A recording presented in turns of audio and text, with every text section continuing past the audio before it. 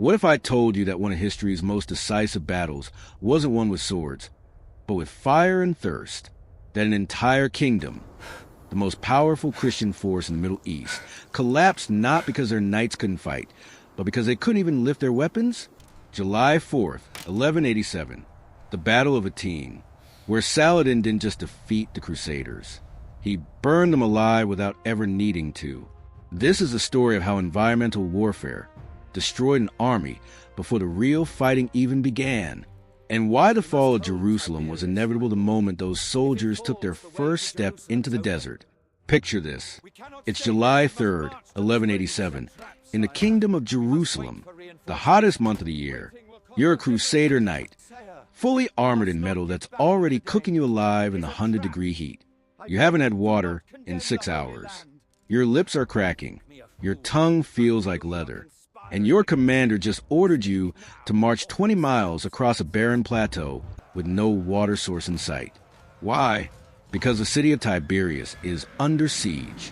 Saladin's army has surrounded it, and the Countess, one of the most powerful nobles in the kingdom, is trapped inside. King Guy of Jerusalem has assembled the largest Crusader army ever fielded in the Holy Land. 20,000 infantry, 1,200 knights in full armor, the true cross itself, the holiest relic in Christendom, carried at the front of the column. This is everything. Every able-bodied fighting man in the kingdom, strip the castles, empty the cities. If this army falls, there's nothing left, and they're marching straight into the most obvious trap in military history. Here's the thing about King Guy. He's not a bad person. He's actually hesitant, careful, the kind of guy who overthinks every decision. His military advisors are screaming at him not to do this. Raymond of Tripoli, the most experienced commander in the kingdom, literally gets on his knees and begs Guy not to march. It's a trap, he says. Saladin wants us to leave our fortified positions. He wants us exhausted and desperate in the open desert. We have castles. We have walls. We have water. Let him come to us. But then Reynald of Chatillon speaks up. Now, Reynald is everything Raymond isn't. Aggressive, reckless, a warrior who thinks defense is for cowards. He calls Raymond a traitor, questions his courage in front of the entire war council. Are we going to abandon the Countess? Let Saladin take Tiberias without a fight? What kind of knights are we? And Guy, poor, indecisive Guy, makes the worst decision of his life. He orders the march. So here's the situation. 20,000 men are about to walk into a landscape that's basically a natural oven. The plateau between their camp at Sephoria and Tiberias is a 16-mile stretch of volcanic rock and dry grass. No rivers, no wells. One small spring about halfway, at a village called Hattin. That's it, in July, in full armor, carrying weapons and supplies. Saladin has been planning this for months. You see, he's not just a brilliant general. He's a psychological genius. He knows exactly how Crusader politics work. He knows about the rivalry between Raymond and Reynald. He knows that Guy is weak-willed and can be pressured, so he creates a scenario where Guy has to march. Siege the wife of one of Guy's most important vassals. Make it personal, make it about honor, and watch them come to you. But Saladin's real genius? He knows the land. The Crusader army leaves at dawn on July 3rd. Within 2 hours, men are already collapsing. The sun is merciless. The armor is absorbing heat like a furnace. Imagine wearing a metal suit in 110-degree weather while carrying 60 pounds of equipment. Your body temperature is spiking. You're sweating out water faster than you can replace it, and there is no water to replace it with. By noon, the column is stretched out over miles. Infantry are stumbling. Knights are dismounting because their horses are dying underneath them, and they're not even halfway to Tiberias yet. That's when Saladin's cavalry appears. Here's where it gets insane. Saladin doesn't attack. Not really. His horsemen swarm around the Crusader column, like wolves around a dying buffalo. They shoot arrows from a distance. They charge, wheel away, charge again, never committing to a real fight, just harassing, stinging, drawing blood, forcing Crusaders to keep their shields up, stay in formation, keep marching. It's psychological torture. You can't rest. You can't drop your guard. You can't stop. And all the while, you're dying of thirst. By mid-afternoon, Guy realizes they're not going to make it to Tiberias. The army is disintegrating. Men are lying on the ground, refusing to move. So he makes another catastrophic decision. They'll camp for the night near the springs of Hattin, refill their water supplies, and continue in the morning. Except when they get there, Saladin's army is already holding the springs. Let that sink in. The only water source for miles, and the enemy controls it. You're a Crusader soldier. So thirsty you can barely think, and you can literally see the water. It's right there, less than a mile away. But there are 10,000 Muslim cavalry between you and survival. The Crusaders set up a defensive position on a hill with 2 rocky peaks, the Horns of Hattin. They're surrounded. They're dying of thirst. And then Saladin does something that changes warfare forever. He sets the grass on fire. Remember, this is July. The plateau is covered in dry brush that hasn't seen rain in months. Saladin's men ignite it upwind to the Crusader position. And suddenly, you're not just fighting an army. You're fighting smoke. You're fighting heat. You're fighting an environment that's actively trying to kill you. The wind carries thick black smoke directly into Crusader camp. Men are choking, coughing, their eyes streaming with tears. You can't see. You can't breathe. Your throat, already raw from thirst, is now burning from smoke inhalation. The heat from the fires combines with the desert heat to create temperatures that are literally unbearable. Knights are passing out inside their armor. Horses are dying where they stand. And all night long, Saladin's drums are beating. His men are shouting. They're not letting the Crusaders sleep. No rest, no water, no relief. Imagine that night. You're huddled on a rocky hillside, surrounded by fire and smoke. You haven't had water in 24 hours. Your mouth is so dry you can't swallow. Every breath burns. You're wearing metal armor that's still radiating heat from the day's sun. And you know that at dawn, you're going to have to fight for your life against an army that's fresh, hydrated, and holds every tactical advantage. This is what environmental warfare looks like. Saladin hasn't just outmaneuvered the Crusaders. He's weaponized the desert itself. If you're sitting there thinking this is the most brutal military strategy you've ever heard, hit that like button. Drop a comment with one word describing how you feel on that hillside. Terrified, furious, desperate? And here's a question that's been haunting me. Knowing what you know now, what would you have done differently as King Guy? Because what about to happen next is the inevitable result of every terrible decision that led to this moment. And it's going to end a kingdom. Dawn breaks on July 4th, 1187. The Crusaders are barely alive. Men are licking dew off rocks. Some are drinking their own urine. Others have gone mad from thirst and are wandering toward the Muslim lines with their arms up, begging for water. The Muslim soldiers give it to them, pour cool water down their throats, then take them prisoner. King Guy tries to organize a breakout. The infantry, the foot soldiers, are ordered to charge down the hill and break through to the springs. These men know it's suicide, but they don't care anymore. Water is right there. They can see it. So they charge. Saladin's cavalry cuts them to pieces. The infantry that survive the initial charge keep running. Not toward the springs, not toward the enemy, just running, away from the battle, away from the army, scattering into the desert to die of thirst alone rather than surrounded on that hellish hill. In one morning, the Crusader infantry ceases to exist as a fighting force. Now it's just the knights, 1,200 heavy cavalry, the elite of Christian military might. These are men who've trained their entire lives for this moment, mounted warriors in full-plate armor, the medieval equivalent of tanks. Under normal circumstances, a charge of Crusader knights could shatter almost any army in the world. But these aren't normal circumstances. These knights haven't had water in 24 hours. They've been breathing smoke all night. Their horses are dying. They're suffering from severe dehydration, heat stroke, smoke inhalation. Dehydration doesn't just make you thirsty. It shuts down your body. Your muscles cramp. Your reaction time slows. Your decision-making becomes impaired. You lose coordination, strength, the ability to focus. And you're about to fight the most important battle of your life. Count Raymond of Tripoli. Remember him, the guy who warned everyone this would happen, leads a desperate cavalry charge trying to break through the Muslim lines.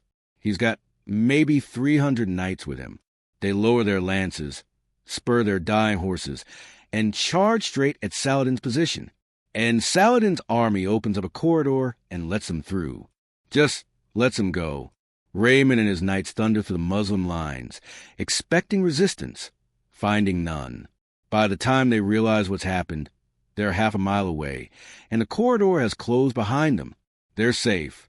They've escaped, and they've abandoned the rest of the army to die. Was it intentional? Did Saladin let them go to sow confusion? To make the remaining Crusaders think their leaders abandoned them?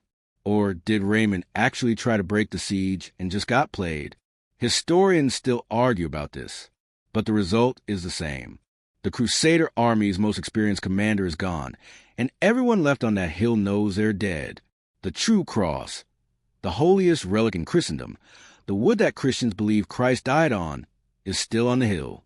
The Bishop of Acre is holding it up, trying to rally the troops. Knights are forming a defensive circle around it. This isn't just about survival anymore. If the true cross falls into Muslim hands, it's a spiritual catastrophe. King Guy orders one last charge. Every remaining knight, every nobleman, everyone who can still sit on a horse, they're going to break through to Saladin's command tent or die trying. They make it about 100 yards. The Muslim cavalry swarms them. Archers pour arrows into the formation. The Crusader horses, already dying of thirst and exhaustion, start collapsing. Knights are falling. And here's the thing about heavy cavalry. Once you're on the ground in full armor, you're helpless. You can barely stand up under your own weight. You certainly can't fight effectively. The Crusaders retreat back to the hill. They set up a final defensive position around the king's tent. They plant the true cross in the ground. And they wait. Saladin's men storm the hill from all sides. It's not even a battle anymore. It's a slaughter. Knights too weak to lift their swords are cut down. Noblemen are captured. Common soldiers are executed on the spot or taken as slaves. The Bishop of Acre, still holding the true cross, is surrounded. Muslim soldiers tear it from his hands. The relic that the Crusaders marched across a desert to protect, that symbolized God's favor and Christian dominance in the Holy Land, gone. Captured, paraded through the Muslim camp as proof of victory. King Guy is taken prisoner. So is Reynald of Chatillon, the man whose aggression pushed Guy into this disaster. They're brought before Saladin in his tent. Guy is terrified, convinced he's about to be executed. Saladin pours him a cup of water. In Arab culture, offering water to a prisoner means you're granting them mercy. Guy drinks desperately, then passes a cup to Reynald. Saladin stops him. You gave him the water. I did not. He asks Reynald if he'll convert to Islam. Reynald refuses. Saladin asks if Reynald regrets his years of raiding Muslim caravans, attacking pilgrims, breaking every treaty he ever signed. Reynald says he regrets nothing. Saladin draws his sword and personally executes him, right there in the tent, while Guy watches. Guy is spared. Most of the captured nobles are spared. The Knights Templar and Knights Hospitaller, the military orders, are all executed. Saladin considers them too dangerous to keep alive. 230 elite warrior monks, beheaded in a single day. The common soldiers, the infantry who survived, sold into slavery. Thousands of them scattered across the Muslim world. The greatest Crusader army ever assembled, destroyed in a single battle. But the real impact of Hattin isn't the battle itself. It's what happens next. Remember, this was every fighting man in the kingdom of Jerusalem. The castles are empty. The cities are defenseless. There's no army left to stop Saladin from doing whatever he wants. Within 3 months, he's captured Acre, Sidon, Beirut, Jaffa, every major coastal city. Castle after castle surrenders without a fight because there's no one to garrison them. The Crusader kingdom, which has existed for 88 years, is collapsing like a house of cards. And then Saladin marches on Jerusalem, the city that sparked the First Crusade. the city that thousands of Christians died to capture in 1099. The spiritual heart of Christianity in the East. It's defended by a handful of knights, a militia of craftsmen and merchants, and refugees fleeing Saladin's advance. Balian of Ibelin, one of the few nobles to survive Hattin, is inside. He negotiates a surrender. If Saladin storms the city, Islamic law allows his men to enslave everyone inside. But if Jerusalem surrenders peacefully, Saladin promises safe passage for the Christian population if they pay a ransom. On October 2nd, 1187, Saladin enters Jerusalem. 90 years of Crusader rule ends. He immediately orders the crosses removed from every church in the Dome of the Rock, converted into a church by the Crusaders, restored as a mosque. And here's the thing that blows my mind. Saladin doesn't massacre the population. When the Crusaders took Jerusalem in 1099, they killed everyone. Men, women, children, Muslims, Jews, even Eastern Christians they couldn't distinguish from Muslims. The streets literally ran with blood. Saladin? He lets them leave. Yes, they have to pay a ransom. And yes, many can't afford it and are enslaved. But there's no mass slaughter, no revenge. He even pays a ransom for thousands of poor Christians out of his own treasury. The man who just destroyed a kingdom shows more mercy than the kingdom showed when they founded it. The news reaches Europe like a thunderbolt. Jerusalem is lost. The true cross is gone. The king is a prisoner. The Crusader kingdom has been reduced to a handful of coastal fortresses desperately holding on until reinforcements arrive. And that's how Saladin triggers the Third Crusade. Richard the Lionheart, Philip Augustus of France, Frederick Barbarossa of Germany, the three most powerful monarchs in Europe, mobilize their kingdoms for war. The Third Crusade will last years, cost thousands of lives, and Richard will never retake Jerusalem, all because of one battle. One impossible, brutal, suffocating battle where an army died of thirst before they died by the sword. Think about the genius of it. Saladin could have attacked the Crusaders in their castles. He could have laid siege to Jerusalem while they were still organized. But he knew he'd lose. Crusader fortifications were nearly impregnable. Their knights in open battle were nearly unbeatable. So he changed the battlefield. He turned the desert into a weapon. He used fire, smoke, heat, and thirst to destroy an army without risking his own. He won the battle before it began by making survival itself impossible. This is environmental warfare, at its most devastating, and it's a lesson military commanders study to this day. If this story hit different, if you're sitting there realizing this one battle changed the course of history, hit that subscribe button. Comment with 3 words that describe Saladin's strategy, because I want to know if you think this was genius, brutal, or both. And if you've made it this far, you're exactly the kind of person who'd love the next video in this series. Because we're diving into another battle where the underdog used the environment itself as a weapon and pulled off the impossible. But here's what haunts me about Hattin. This wasn't inevitable. Every step toward disaster was a choice. Guy chose to march. Reynald chose aggression over diplomacy. The Crusaders chose pride over strategy. And 20,000 men died of thirst in sight of water they would never drink. History remembers Hattin as the day Saladin won. But really, it's the day the Crusaders lost. They defeated themselves. Saladin just held the door open and watched them walk through. So remember this the next time someone tells you battles are won by whoever has the biggest army or the sharpest swords. Sometimes the deadliest weapon isn't steel. It's the sun. It's smoke. It's the water you can see but never reach. And sometimes the enemy doesn't need to kill you. They just need to wait while the desert does it for them. Drop 1 word in the comments describing how this story made you feel. Hit that like button if you believe intelligence beats strength every time. And subscribe, because we're just getting started with the battles that changed everything. Let's never forget, Hattin didn't just fall, it burned.